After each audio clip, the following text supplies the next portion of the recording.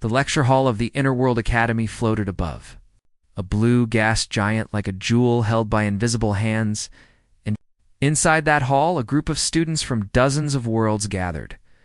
To learn how to survive in a galaxy that rarely offered mercy, they came from places of ice and sand and living metal and drifting light, yet they all sat on the same curved benches under the same glowing ceiling, waiting for the lesson on fear and control to begin. The instructor was a tall figure with smooth skin that reflected the room like polished stone, and its voice was calm and deep as it addressed the class. Today it said, "You will witness a demonstration on dominance and the management of lesser beings." Two assistants rolled in. Transparent container from the side door, and inside the container was a creature that made several students pull back in alarm. It was small and furred with wide eyes and a thin body that trembled as it moved, and it looked nothing like the sleek predators that filled many alien worlds. The assistants activated the field and the creature was released into the open space of the hall. It stumbled on unsteady legs and looked around as if the room itself were trying to swallow it. The instructor explained that this being had been taken from a frontier world where it was known for its ability to sense danger and its reaction to fear. By exposing it to stress, the class would see how living tools could be shaped by terror. Some students leaned forward with interest while others watched with cold curiosity. To them, it was just another subject in a lesson about control. Among the rows of alien faces there sat a single human student named Eli. Eli had dark hair and tired eyes and a quiet way of observing the world that made him seem older than his years. He had come to the academy not to dominate but to learn and to understand. As the creature looked around, its gaze fell on Eli.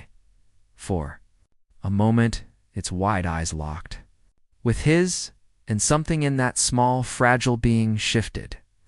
It took a hesitant step toward him. The assistants noticed and laughed softly. "See how it seeks a familiar shape," one of them said, though none of the species present resembled the creature at all. The instructor allowed it to move closer.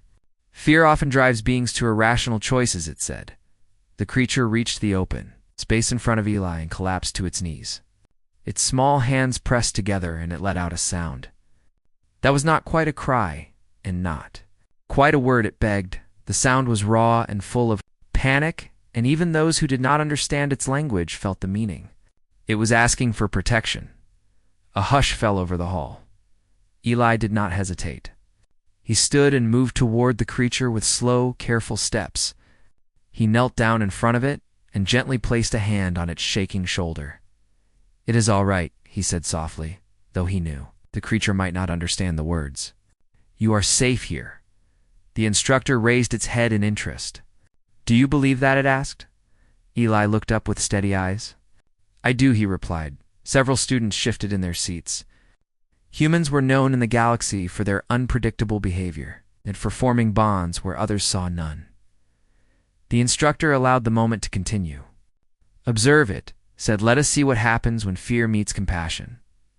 The creature leaned into Eli as if his touch were the only solid thing in a collapsing world. Its trembling eased slightly, and its breathing slowed. One of the assistants scoffed. "It is a trick of instinct," it said. "It seeks warmth and nothing more." Eli shook his head. "It seeks hope," he said. The instructor signaled to the assistants, and they activated a low-level threat field around the creature.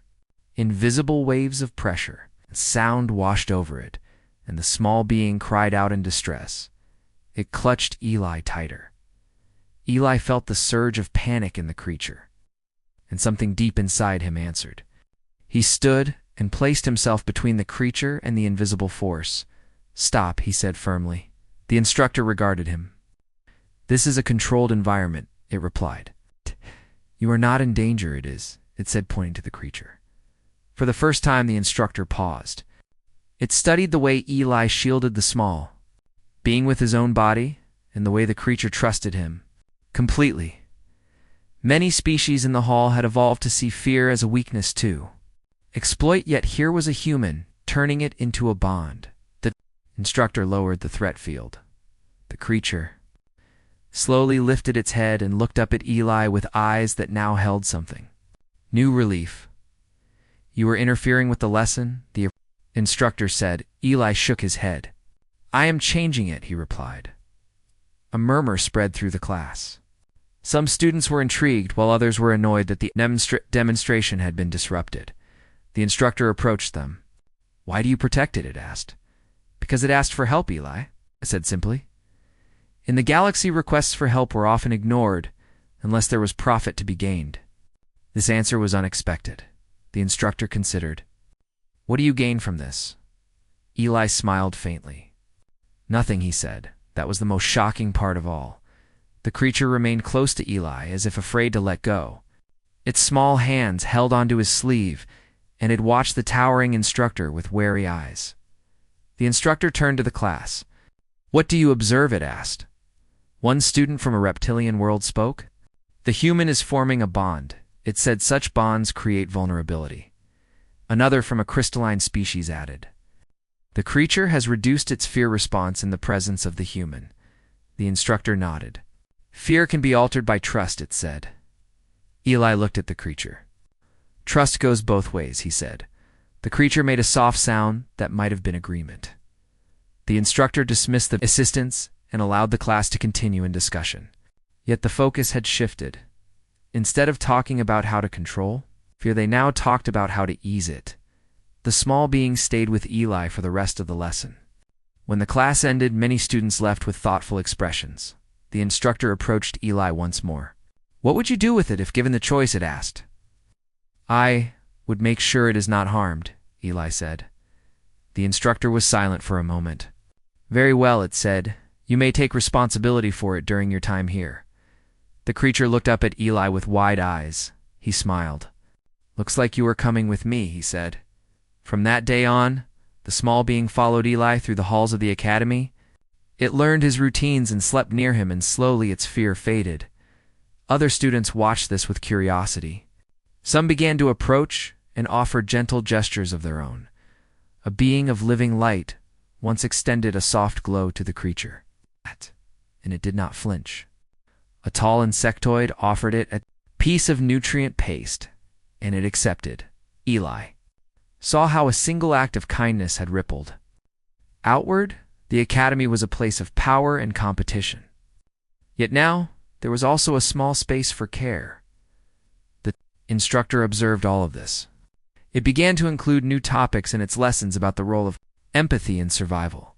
The galaxy was vast and often cruel, yet humans had a way of finding connection, even in the harshest places. The creature that had once been brought to terrorize the class now walked freely beside Eli.